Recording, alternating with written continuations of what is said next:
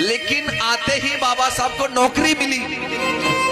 तो रमा सोच रही थी मेरे पति आएंगे, नौकरी करेंगे, अच्छी साड़ी मिलेगी पहनने को, अच्छा भोजन मिलेगा खाने को, मैं अपने 3 बच्चों का दुख भूल जाऊंगी। बाबा साहब अम्बेडकर नौकरी के लिए गए। गुजरात के वडोदरा में बाबा साहब नौकरी के लिए गए।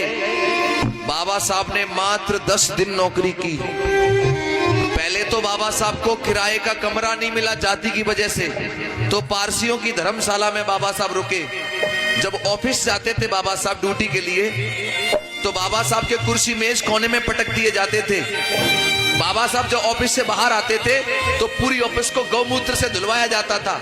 अगर चपरासी फाइल लेकर के आता भी था तो दरवाजे के अंदर नहीं जाता था, फेंक करके फाइल देता था। बाबा साहब फाइल को पढ़ते, सिग्नेचर करते, वो भी फेंक के देते, लेकिन वो हाथ नहीं लगाता। पहले गौमूत्र छिड़क के शुद्ध करता, तब फाइल को शुद्ध करके हाथ लगाता। बाबा साहब जो ऑफिस से बाहर जाते तो पूरी ऑफिस को धुलवाया जाता था गौमूत्र से। 10 दिन गुजारे बाबा साहब ने ऐसे, और 11वें दिन लोगों को पता लगा कि डॉक्टर अंबेडकर धर्मशाला में रुकते हैं। तो कुछ लोग लाठी डंडे लेकर के आए और बाबा साहब का सामान रात में ही उठा के फेंक दिया।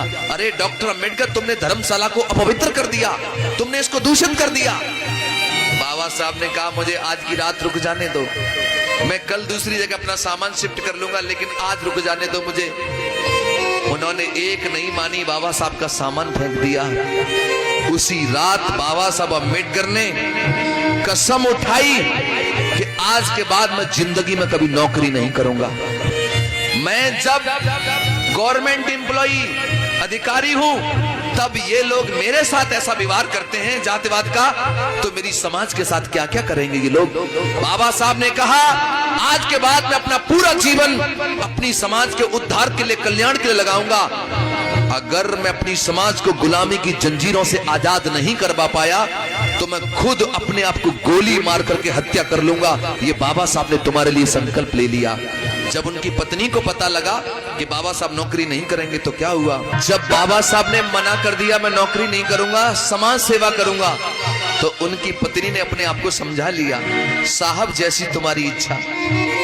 अब बाबा साहब जब नौकरी नहीं किए तो परिवार बाबा साहब को चलाना था, रोजी रोटी के लिए जरूरत थी पैसों की। तो क्या किया बाबा साहब ने, सुनो, जब वकालत करने लगे, कोर्ट में जाने लगे, तो पूरा दिन माताओं बहनों बैठे रहते थे अपने बस्ते पर।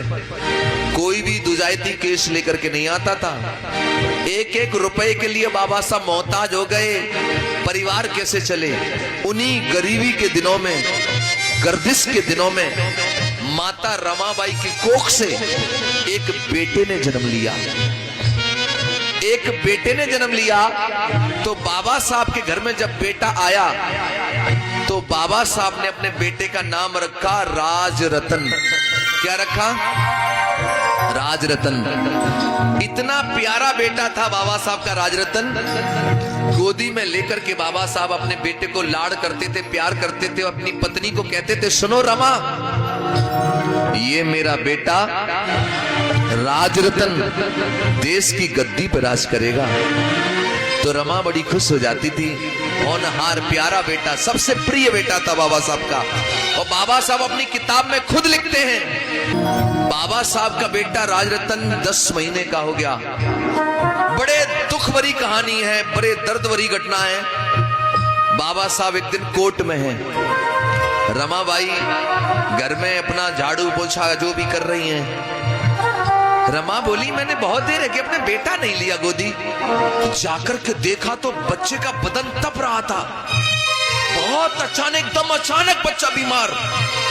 रमा घबरा गई, थर-थर कांपने लगी।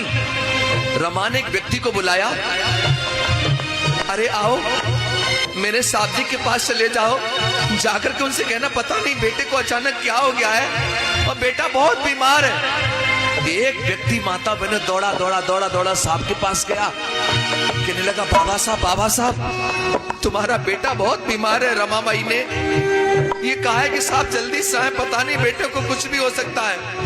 बाबा साहब ने जैसे ये संवाद कानों से सुने, पैरों तले जमीन खिसक गई बाबा साहब के। फाइलें समेटी बाबा साहब ने, एकदम दौड़े बाबा साहब घर गए। जाकर के देखा बच्चा बीमार, बाबा साहब ने अपने बेटे को गोदी में ले लिया और सीने से लगा लिया। माताओं बहनों, उस घड़ी ऐसा लग रहा था मानो बेटा पिताजी का इंतजार कर रहा हो। जैसे ही बाबा साहब ने अपने बेटे को गोदी में लिया और सीने से लगाया, उसी क्षण बेटे ने एकदम दम तोड़ दिया। जैसे ही बेटे ने दम तोड़ा, माताओं बहनों क्या हुआ, जैसे ही बच्चे ने दम तोड़ा, एकदम चीख करके माता रमाई रोने लगी। साहब अब तो बस करो साहब, बस करो साहब, बस करो। तुम्हारी समाज सेवा ने धीरे धीरे करके मेरे 4 बच्चे निगल लिए, मेरे 4 बच्चे चले गए साहब जी, बस करो। जब रमा आंखों में आंसू भर भर के रो रही थी तो बाबा साहब अपनी पत्नी को कह रहे थे, रमा चुप हो जाओ, रमा चुप हो जाओ, रमा चुप हो जाओ। मैं जानता हूं एक माँ के 4 बच्चे मर जाए तो उसके दिल पे क्या गुजरती है, जानता हूं रमा, लेकिन तुम्हारे तो अभी 4 ही बच्चे मरे हैं। मैं इन गरीबों के दम तोड़ते हुए सैकड़ों बच्चों को देखता हूं रमा, तो मैं क्या करूं बताओ। तुम तो रो करके अपने दिल को तसल्ली बना लोगी, लेकिन मैं तो रो भी नहीं पाता रमा। तभी रमा कहने लगी, साहब आप मुझसे कहते थे कि हमारा बेटा राजरतन देश पे राज करेगा। आज मैं आपसे पूछना चाहती हूँ साहब जी, आज मुझे बता दो, क्या मेरे बेटे राजरतन को तुम देश की गद्दी पर राज करा सकते हो? बताओ, राज कराओगे? बाबा साहब को अपनी कही हुई बात याद आ गई। एकदम आंखों से आंसू गिरे बाबा साहब के, कहने लगे, रमा मैं जानता हूं हमारा बेटा मर चुका है और मरा हुआ बेटा राज नहीं कर सकता, लेकिन रमा तुम्हारे आंसुओं की सौगंध खा करके आज मैं वचन लेता हूं, बेटे की लाश को साक्षी मान करके आज मैं वचन देता हूं रमा, मैं दुनिया में ऐसा काम करके जाऊंगा। अरे जब भी किसी रमा की कोख से कोई इंदु, कोई बेटी पैदा होगी, या किसी भी रमा की कोख से कोई बेटा पैदा होगा, एक दिन वो देश की गद्दी पर राज करेगा, वो देश की गद्दी पर राज करेगा, देख लेना तुम रमा। बाबा साहब अम्बेडकर जी के जब 4 बच्चे दुनिया से चले गए, एक बेटा बचा केवल, बड़ा वाला यशवंत। बाबा साहब अपनी पत्नी को जो वचन दिए थे, उस वचन के लिए बाबा साहब दिन रात संघर्ष करने लगे, मेहनत करने लगे। हर रमा की कोख से पैदा होने वाले बेटे राजरतन को देश पे राज कराना चाहते थे बाबा साहब। जब बाबा साहब तुम्हारे लिए संघर्ष कर रहे थे तो बाबा साहब पर जानलेवा हमला भी हुआ। बाबा साहब के रास्ते रोकने का काम किया गया। तो उनकी पत्नी को जब ये बात पता लगती कि मेरे पति की जान को खतरा है, तो बाबा साहब की पत्नी डर गई। और माताओं बहनों, धीरे धीरे करके वो बाबा साहब अम्बेडकर की प्राण प्रिय पत्नी रमा बीमार हो गई। अब बाबा साहब तुम्हारे लिए भी मेहनत कर रहे हैं और अपनी पत्नी का इलाज भी करवा रहे हैं, लेकिन बाबा साहब अपनी पत्नी को ठीक नहीं करा पाए। और बाबा साहब की प्राण प्रिय पत्नी 27 मई का महीना 27 तारीख, 27 मई सन 1935 में 37 वर्ष 3 महीना और 20 दिन की होकर के सदा सदा के लिए बाबा साहब को छोड़ करके चली गई।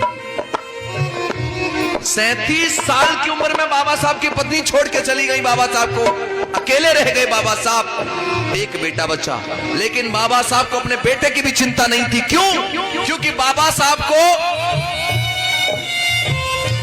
अपने बेटे से ज्यादा तुम्हारी चिंता थी।